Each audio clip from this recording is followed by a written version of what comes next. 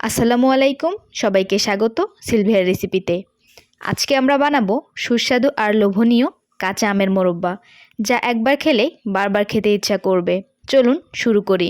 এই মোরব্বা তৈরির জন্য আমি নিয়েছি কাঁচা আম। আমি এখানে মাঝারি সাইজের আম নিয়েছি। এবার আমি আমগুলো থেকে খোসা ছাড়িয়ে নিচ্ছি। আর আম নেওয়ার সময় খেয়াল রাখতে হবে আমগুলো যেন পরিপক্ক হয়। অপরিপক্ক আম দিয়ে মোরব্বাটা ভালো হয় না। আমের খোসাটাকে ভালো করে ছাড়িয়ে নিতে হবে, যাতে সবুজ অংশ না থাকে। সবগুলো আম থেকে আমি এভাবে খোসা ছাড়িয়ে নিয়েছি। এখন আমগুলোকে মাঝখান থেকে দুই ভাগ করে কেটে নিচ্ছি।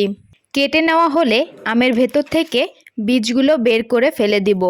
আমি যেভাবে আমগুলো থেকে বীজ আলাদা করে ফেলে দিচ্ছি, ঠিক এভাবেই বীজগুলোকে আলাদা করে ফেলে দিতে হবে।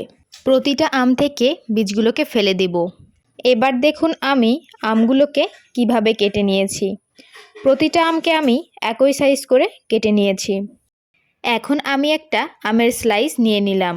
একটি কাঁটা চামচের সাহায্যে আমের স্লাইসগুলোকে কেচে নিব। এই আমের টুকরোগুলোকে আমি এমনভাবে কেচে নিব যেন কাঁটা চামচটা আমের আটি বা বীজ পর্যন্ত পৌঁছায়। আমের টুকরোগুলোকে যত ভালোভাবে কেচে নিতে পারবেন, মোরব্বাগুলো ঠিক ততই ভালো হবে। আমার এখানে সবগুলো আমের টুকরো কেচে নেওয়া হয়ে গিয়েছে। এখন দেখতে পাচ্ছেন আমি কিভাবে আমের টুকরোগুলো কেচে নিয়েছি।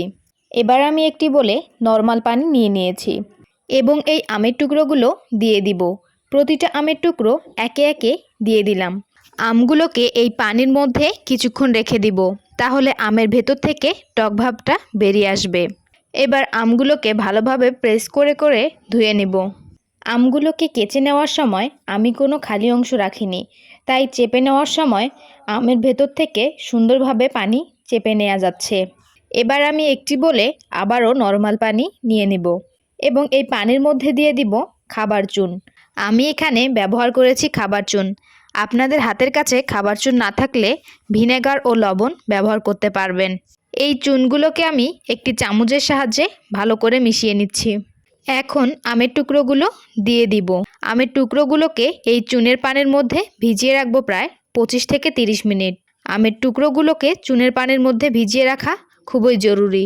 এতে আমের টুকরোগুলো জাল করার সময় আর ভেঙে যাবে না বা গলে যাবে না। প্রায় 30 মিনিট পরে আমের টুকরোগুলোকে চুনের পানি থেকে চেপে উঠিয়ে নর্মাল পানিতে দিয়ে দিব। চুনের পানিতে আমগুলো ভিজিয়ে রাখায় মোরব্বা তৈরির সময় আমগুলো স্বচ্ছ হয়ে যাবে। এবার এই আমগুলোকে ভালো করে ধুয়ে নিব, যেন আমের গায়ে কোনো চুন লেগে না থাকে। ধুয়ে নেওয়া হলে এগুলোকে সাইডে রেখে দিব। চুলায় একটি প্যান বসিয়ে দিব। মোরব্বা তৈরির জন্য এই প্যানের মধ্যে দিয়ে দিব 2 কাপ চিনি। 2 কাপ চিনির জন্য এখানে আমি পানি দিব 1 কাপ পরিমাণ। যতটুকু চিনি দিব তার অর্ধেক পরিমাণ পানি দিতে হবে। আর চিনির পরিমাণ আমের পরিমাণ অনুযায়ী নিয়েছি।